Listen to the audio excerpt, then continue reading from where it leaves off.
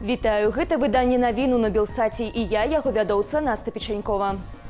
Жыхары Гомельскай вобласці б'юць трывогу. Рэгіён ахоплены моцным смогам, а ў паветры пахне гарэлым. Гэтак магло стацца праз пажары ў Чарнобыльскай зоне. Паводле тэлеграм-каналу «Матолька памагі» найбольш забруджанае паветра ў Гомлі, Мазыры, Жодзіне і Рудзенску. Пры гэтым узровень радыяцыі застаецца ў норме. Ачагі ўзгаранню відаць на спадарожнікавых здымках НАСА за 8 верасня. Гэтак дым ад пажару на памежжы ўкраіны працягвае ісці ў бок Століна і Лельчыцаў. Таксама праз 2 буйныя пажары ў Ровенскай вобласці смог бачыць жыхары Берасцейскай вобласці. Вялікае воблака дыму вісіць і на паўночным захадзе краіны. Россия и Беларусь проведут супольное вучэнне рэгіянальных групоўкі войскаў у 2025 годзе.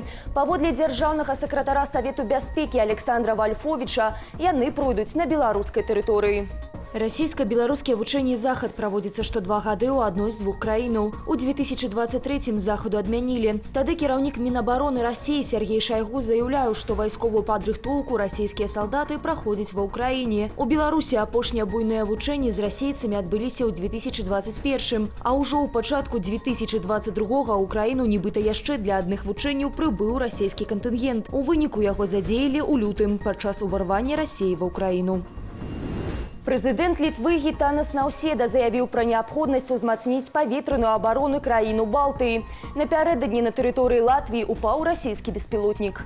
Літва асуджае парушэнні Расіі паветранай прасторы НАТО і падтрымлівае пацярпелых хаўруснікаў. Ратацыйная мадэль СПА мусіць быць рэалізаваная, як было ўзгоднена на Віленскім саміце.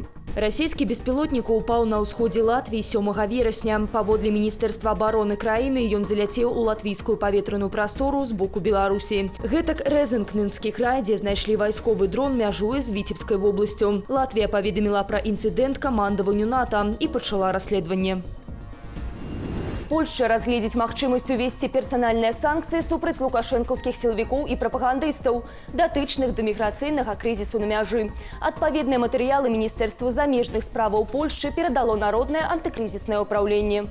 Фактычнае ажыццяўленне незаконнага мінання мігрантамі дзяржаўнай мяжы адбываецца пад кіраўніцтвам найвышэйшых службовых асобаў дзяржаўнага памежнага камітэта Рэспублікі Беларусь, падпарадкаваных асабіста Лукашэнку. Усяго ў спісе 20 сілавікоў і 26 прапагандыстаў. Апошніх вінавацяць у інфармацыйным суправаджэнні гібрыднай агрэсіі. Пры гэтым на мяжы Беларусі і еўрапейскіх краінаў-суседак надалей фіксуюцца спробы незаконна мінуць мяжу. Гэтак за першыя 5 дзён верасня найбольшую колькасць парушэнняў з боку нашай краіны адзначала Польшча – 485 выпадкаў. Памежная служба Літвы з 1 па 6 верасня спыніла толькі 59 мігрантаў. Агулам з пачатку года краіны еўразвязу перадухілілі амаль 29 тысяч спробаў нелегальна мінуць мяжу з беларускай тэрыторыі. Беларускія спартоўцы вярнуліся з летніх паралімпійскіх гульняў у Парыжы. Яны заваявалі 7 узнагародаў.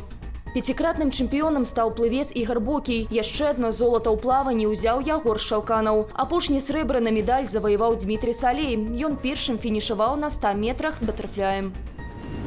У Мінску судзяць 52-гадовую прыхільніцу Лукашэнкі. Яе вінавацяць паводле 3 найбольш распаўсюджаных палітычных артыкулаў: распальванне варожасці, дыскрэдытацыя Беларусі і паклёп. Паводле выдання «Наша Ніва» падсудная жыхарка Воложына Наталя Мікуліч. Яна вядомая тым, што доўгі час спрабавала дамагчыся пакарання для зяця, вінавацячы таго ў гвалце над унучкай. У траўні 2023 мужчына падаў пазоў супраць цешчы і выйграў яго. Сёлета ў лютым Мікуліч пайшла на прыём да міністра ўнутраных справаў Івана Кубракова, які прыязджаў з візітам у Воложын, пасля чаго жанчыну імаверна і затрымалі. У Аршанскім раёне трапілі пад суд 27 кіраўнікоў установаў сярэдняй і дашкольнай адукацыі, у тым ліку кіраўнік Копыскай школы, што на радзіме Лукашэнкі. На расклад суда Аршанскага раёну звярнулі ўвагу віцебскія праваабаронцы. Гэтак з 9 да 16 верасня 27 працэсаў пройдуць над дырэктарамі, а таксама завучамі як гарадскіх, гэтак і раённых школаў ды дзіцячых садкоў. Ім інкрымінуюць невыкананне пісьмовага патрабавання. Паводле праваабаронцаў тое магло стацца праз недастатковую падрыхтаванасць установу да навучальнага года. У беларускія ВНУ на бюджэт не дабралі мінімум 500 асобаў. Пра гэта прапагандысцкай інфармацыйнай кампаніі «Белта» заявіў прадстаўнік Міністэрства адукацыі Сергей Пішчоў. Паводле чыноўніка сёлета ўрад павялічыў прыём за кошт сродкаў рэспубліканскага бюджэту на 3000. Пры гэтым набралі на іх толькі 2500 асобаў. Першапачатковае павелічэнне колькасці бюджэтных месцаў было звязанае з нястачай педагогаў, медыкаў і інжынераў на адпаведнай спецыяльнасці і набіралі абітурыентаў. За тыдзень у Беларусі зліквідавалі дзесяткі пажараў, гарэлі лясы і тарфянікі. У Гомельскай і Магілёўскай вобласцях аб'явілі чырвоны ўзровень пажарнай небяспекі. Паводле прэс-службы МНС ратаўнікі пагасілі 55 лясных пажараў, 5 узгаранняў на тарфяніках і 73 травы і кустоў. Для ліквідацыі задзеялі 71 адзінку тэхнікі і 198 асобаў. У большасці рэгіёнах дзеяць забарона альбо абмежаванне на наведванне лясоў. На гэтым я з вами развітваюся. Захвочу ставіць лайки, каментаваць і дзяліцца нашым выданнем, калі гэта для вас бяспечна. Асноўныя падзеі дня глядзіце ў аб'ектыве. Усяго вам добрага і беражыце сябе.